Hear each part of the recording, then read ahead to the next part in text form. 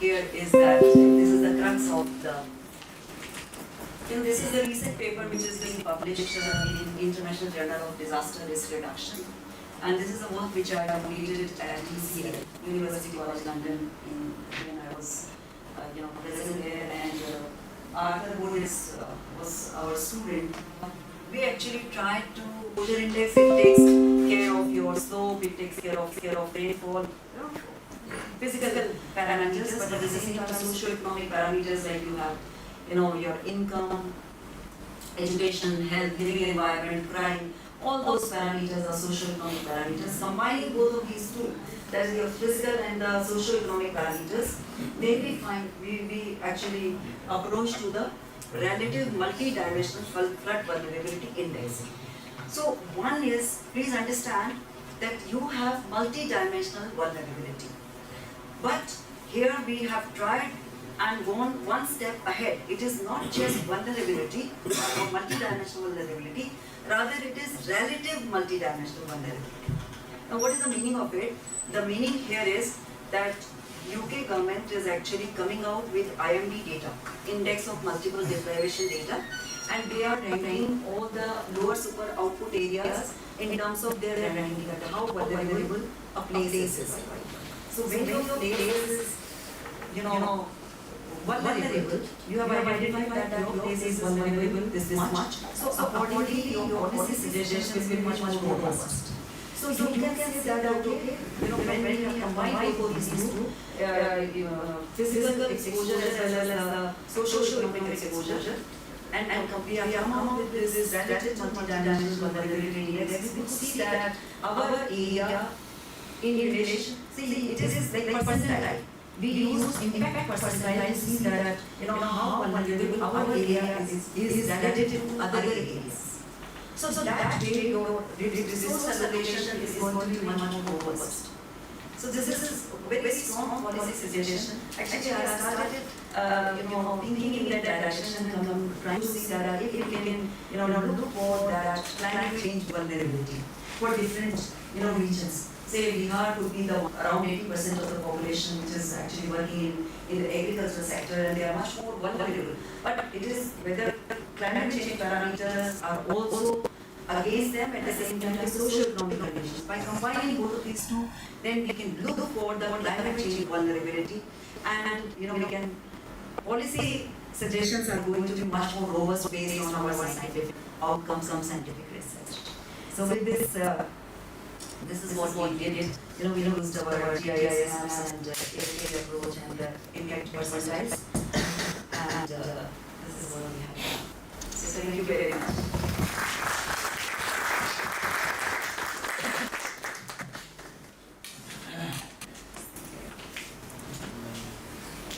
Happy to Vidya ma'am. We feel like, okay, we need more of this. Last time during the seminar, I felt that, okay, we need more of this. And even after today, I feel like, okay, we need more of this. So if you have any question from this particular presentation, you can ask her. And for the panel discussion, I think you already registered your questions, so that can be taken later. So if you have any question, anyone?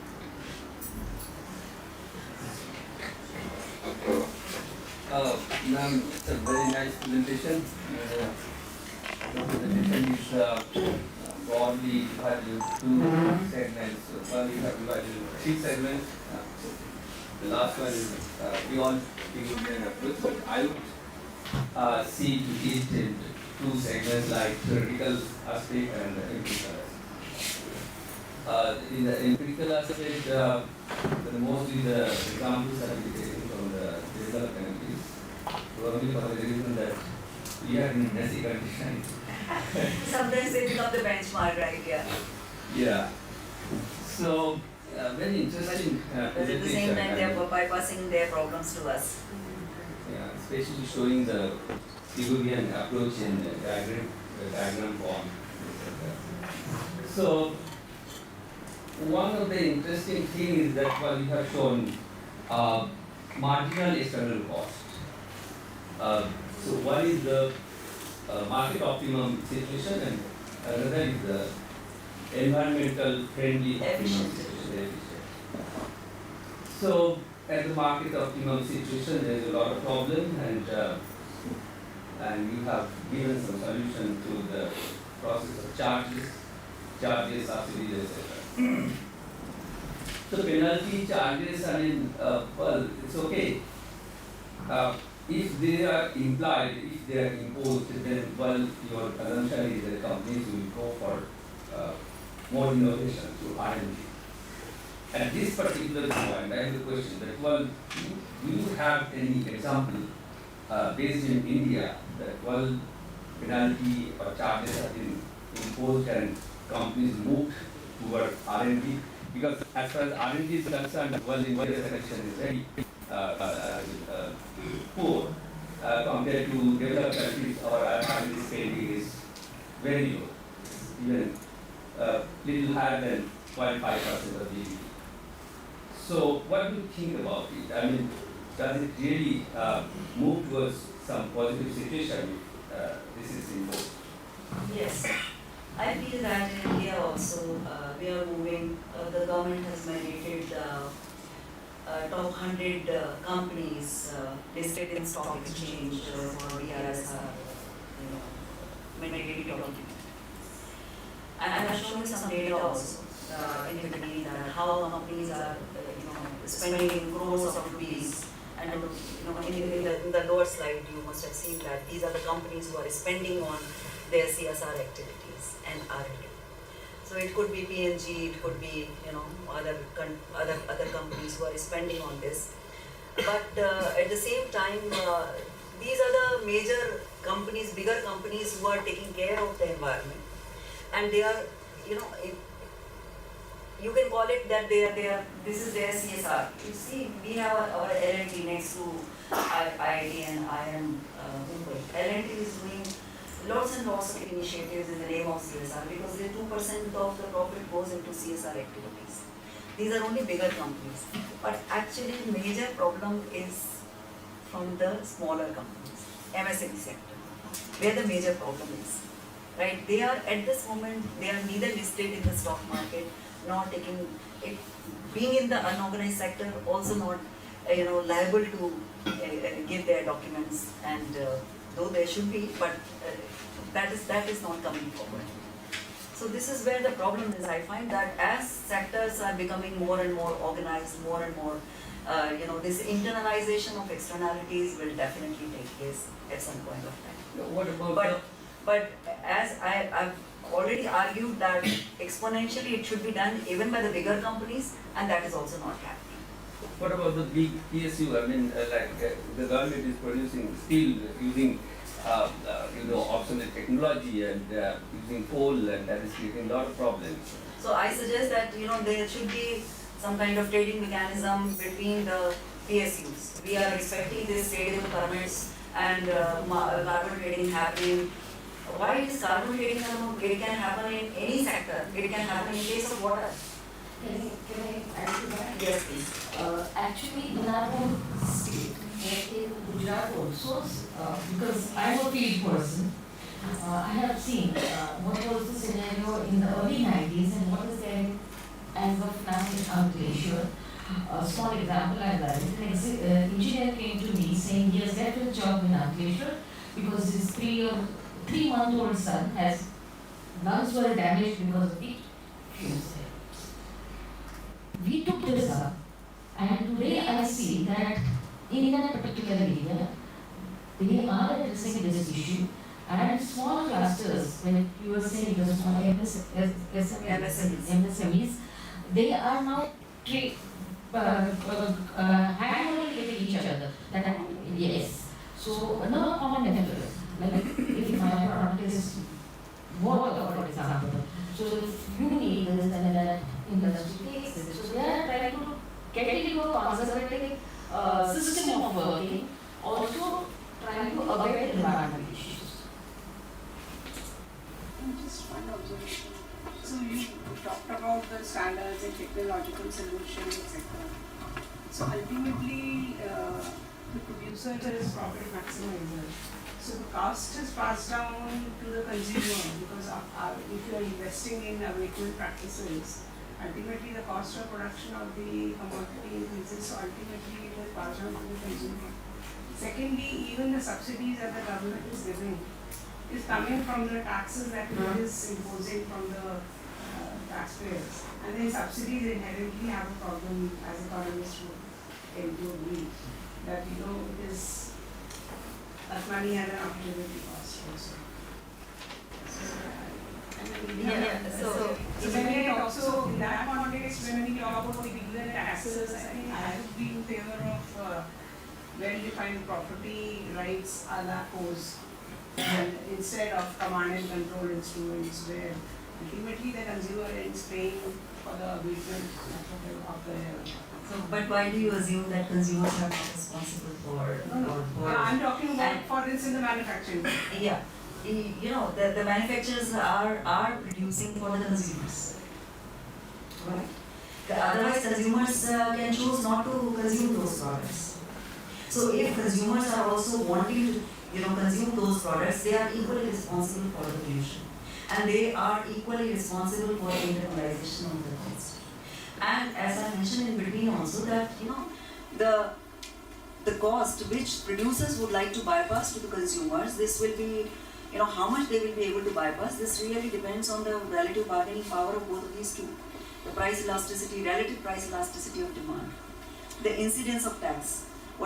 Yes, market distortions will definitely take place, and there is a possibility that deadweight loss will be there in this whole process, right? So because, this is a problem that when we are moving from competitive equilibrium situation to the efficient equilibrium situation, trying to reduce the output level, unless we create some kind of opportunities elsewhere, we have this problem of, maybe some of the employment will be lost.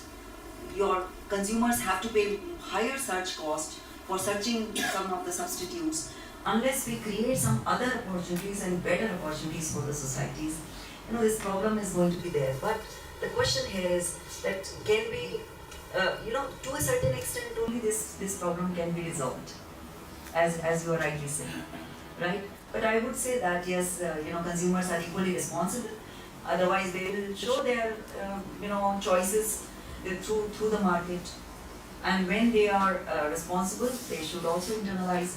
And I think in one of the suggestions I have shown in that product labeling should also be reflecting on the social disclosure, social cost disclosure. So consumers should be well aware of that how much ground depletion has taken place because of the production of this particular product, right? For example, so accordingly they should choose. If they are ready to choose, they are ready to pay higher cost, higher price, fine. They are internalizing. Yeah. It's like the organic foods and the Right. pesticide foods. Exactly. It's a classic example for this. Yeah. Any other questions? Yeah, please. Good afternoon. My name is Salvatore Toscala, from University. Mama, am I audible? Mike is coming Now to you, you so will. that yeah. I'm very delighted for your presentation, and you made mention of water consumption, especially that leads to depletion, and you also digress that one, and I think each and every one of us here understand exactly what you were trying to talk about. And that has been captured already, the depletion aspect of it. It has been captured. That once you use more water, it will be a problem.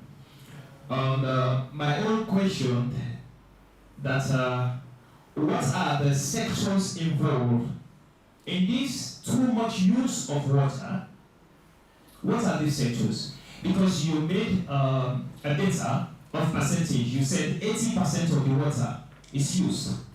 So what are these sectors that are using this water, and what parameters did you use to capture shots? Water consumption in agriculture sector, which I mentioned that, this is a serious issue what you are talking of. and particularly related to water. And agricultural sector, if I'm talking of, and I'll come to water consumption as well. Water consumption, which is the most consumed in agricultural sector, and I mentioned it is actually a global study where the extraction of water is much more than what is consumed. So loss of water is taking place in the whole process of production. So this is going on in case of domestic sector, in case of industry, in case of agricultural sector. In all these sectors, the wastage is enormous. So wastage is to be reduced, one thing. Another is that can we think of, like we in India, we are expecting net zero to achieve by 2070. And agriculture, for a very long time period on the international front, agricultural sector has not come to account for its GHG's emission. But agricultural sector contributes significantly on GHG, particularly rice and methane, those kind of livestock. So that actually contributes significantly, around 14% of India's GHG's emission coming out from agricultural sector. And there is, we are not actually far. When the international forum, the agricultural sector will be made accountable to internalize this GHG's emission in agricultural sector. So actually my student has worked on this particular with the Ministry of Agriculture and recently come out with this report, and yesterday only the discussion was taking place with him, and I also had gone through one research paper appeared in Nature, and I was looking at this and then trying to figure out that which had given that okay, India at this moment producing rice, wheat majorly, along with vegetables, fruits, and other crops. But at the same time, if what could be the potential output of crops, potential, and it is not just in terms of the water consumption and the GHG's emission, but at the same time in terms of the nutritional security of India. So what could be the the combination of food which we should be producing? It could be vegetables majorly, it could be your fruits, and it could be nuts majorly. And then reducing our consumption and production of rice and wheat. And in this whole of this, that whether they will be less water consuming or whether they will be less GHG emission. And though I have not checked those research papers, but my student has had the discussion took place. So he mentioned that yes, there will be less water consumption and less GHG's, the GHG emissions. If we shift from those kind of crops to vegetable, fruits and nuts and much more healthier options, if we start exploring. Now comes that so the major crux of this particular discussion comes here is that we are already overproducing rice, almost like 30 million tons of rice getting produced in India, which is not getting used. We have to export. It is like you are exporting your good environment, right? And importing pollution.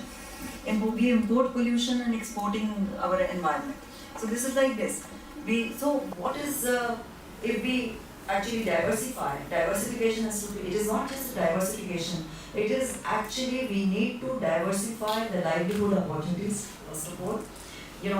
Move our labor force out from the agricultural sector, reduce our production of rice and wheat, and produce other crops so as to reduce our carbon footprint. There, less water consumption, less GHG emission. Probably that will solve the problem. If the QR code is provided, you can scan it and you will get the presentation or outline from the experts. So you can raise more questions when the panel discussion will take place. Now we have all our experts here, so we can move for a list round. Thank you very much. Thank you. Thank you.